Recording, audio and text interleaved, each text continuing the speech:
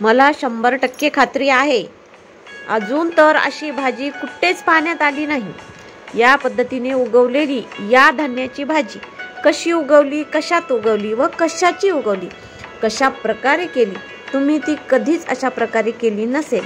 जर केली असेल तर तुमच्या चॅनलवर जरूर टाका, जेणेकरून अशी पौष्टिक व निरोगी करणारी भाजीची पद्धत माहिती होईल, किंवा कमेंट्समध्ये सांगा।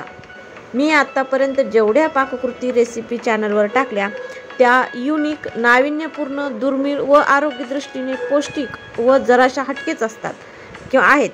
तर त्यासाठी व्हिडिओ शेवटपर्यंत बघा आणि हो, सबस्क्राईब मात्र करू नका। जर चॅनल आवडले तर सबस्क्राईब करा। हाय, हॅलो, नमस्ते, माझ्या अन्नपूर्णा व अक्षय कर्मयोगिनी या चॅनलमध्ये तुम्हा सर्वांचे स्वागत। सर्वांना जीवनातील सगळेच दिवस शुभ, मंगलमयी, आरोग्यदायी व निरोगी निरामयी जावोत हीच ईश्वरचरणी प्रार्थना। भाजी करण्याची पद्धत खूप सोपी आहे, पण ती उगवण्यापासूनची पद्धत सांगते। चला तर पाहूया। आपल्या देवघरातील कचरा, निर्माल्य म्हणजेच देवावर वाहिलेली पानं, फुलं जमा करून पावसाळ्यात एका कुंडीमध्ये माती, पानं, फुलं व गोमूत्र, गूळ, गाईचं शेण, पाणी टाकून गच्चीवर माती उडू नये म्हणून कपडा टाकून कुंडी ठेवली।